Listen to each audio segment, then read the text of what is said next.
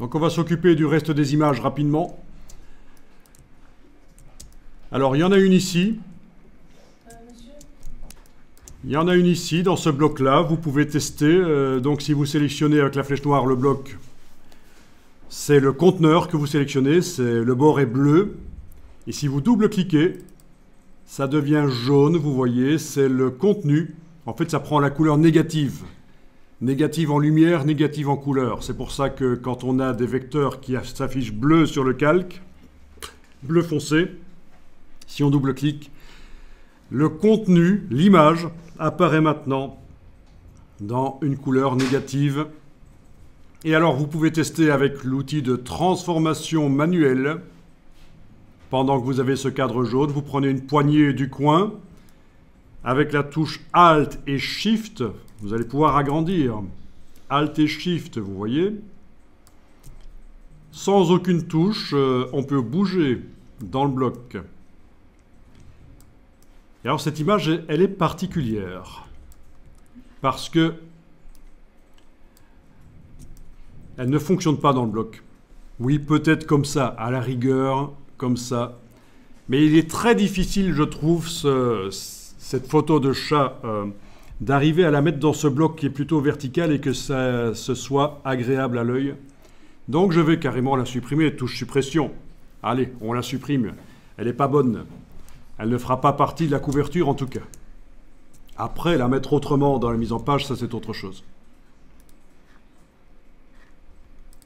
Ok. Donc nous allons préparer les blocs pour qu'ils puissent recevoir les images. Donc tester, on va tester avec n'importe quel bloc. Vous le sélectionnez avec la flèche noire. Vous faites fichier importer. Vous naviguez dans le dossier jusqu'au dossier CATS photo. Voilà, vous pouvez rentrer dedans. Exceptionnellement, bien sûr, on peut faire un affichage par icône au lieu de liste. Je ne suis pas contre l'affichage par icône quand c'est utile. Sur Mac, quand vous sélectionnez n'importe laquelle de ces images, pas celle-là, et qu'on enfonce la barre d'espacement sur le clavier, on la voit en grand. Ça fonctionne comme ça partout sur le Mac, c'est pratique. Et donc, vous allez ouvrir n'importe laquelle des images. Ouvrir. Donc attention, pour ceux qui auraient loupé un épisode, on n'a pas fait fichier ouvrir dans InDesign, on a fait fichier importer à un moment où on avait juste avant sélectionné avec la flèche noire le bloc vide, un bloc vide, n'importe lequel. Et là, vous remarquez que l'image apparaît pas en entier et c'est ennuyeux. Donc on va faire édition annuler et on réactive la flèche noire pour se débarrasser du curseur qui est chargé par l'image. Vous avez vu, il y avait l'image à côté du curseur. Donc flèche noire permet de s'en débarrasser. Et on va activer tous les blocs vides.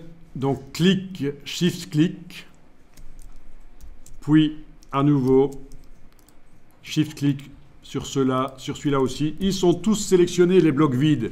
Et on va les pré-régler pour que quand j'amène des images dedans, elles se redimensionnent.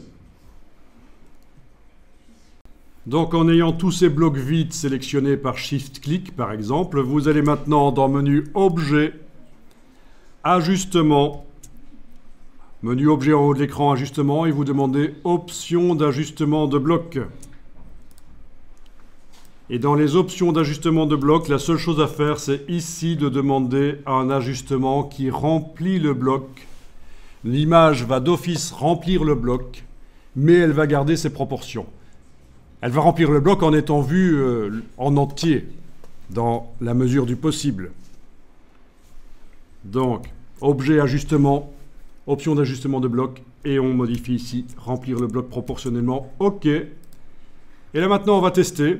Alors, il n'y a pas besoin que les blocs soient sélectionnés. Je peux cliquer à côté, ils ne sont pas sélectionnés. Vous voyez, j'active ça, j'active ça, j'active ça. Peu importe, ils ne doivent pas être sélectionnés. Cliquez à côté, rien n'est sélectionné. Et on va faire fichier importer. On est dans le dossier ici. Cette fois-ci, je vais faire un affichage par liste, tiens. Pourquoi? Parce que je fais clic Shift-clic. Elles sont toutes activées, les images. Ouvrir. Et là, le curseur vous indique que vous avez 12 images dans le curseur. Alors là, avec les flèches au clavier, vous pouvez faire défiler les images. C'est un peu lent là. Oui, c'est un peu lent. Je trouve que c'est un peu lent.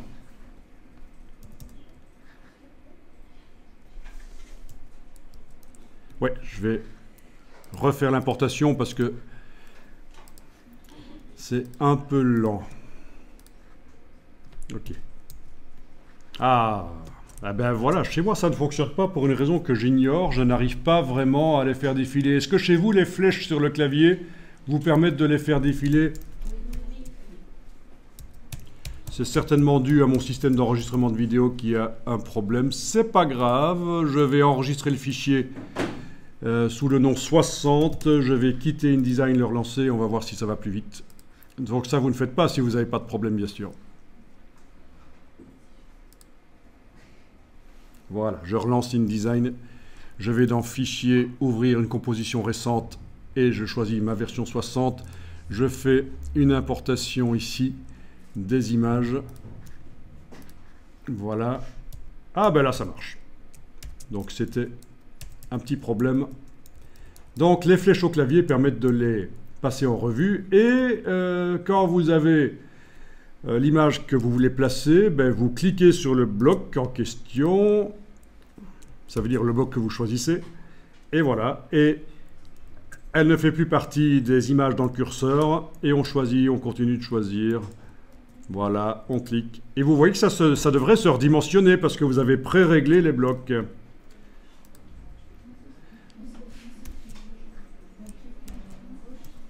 Donc ça, c'est pratique. Bien. Je vais arrêter là puisqu'il y a quelqu'un parmi vous qui a un petit problème et je vais expliquer. Donc il y a quelqu'un parmi vous qui a eu un petit problème. Avec l'outil texte, tu as été cliqué dans le bloc image et ça l'a transformé en un bloc texte. Tu l'as fait même pour deux. Oui, pour celui-là aussi par exemple. Voilà. Et comment est-ce qu'on voit tout de suite que c'est un bloc texte? Quand on le sélectionne avec la flèche noire, on voit qu'il y a une porte d'entrée du texte et une porte de sortie. C'est pour le chaînage de texte. En plus, on voit l'icône Open Type. Donc tout de suite, on voit que c'est des blocs texte. S'ils ne contiennent rien, pas de texte, il est encore possible de les reconvertir en bloc image. On le sélectionne, peut-être celui-là aussi avec la touche Shift, voilà.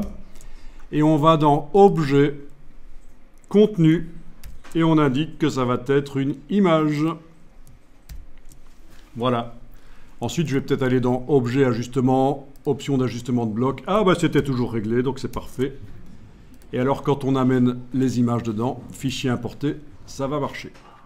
En n'ayant rien qui est sélectionné, il n'y a pas besoin de sélectionner les blocs avant. Donc j'ai cliqué avec la flèche noire à côté.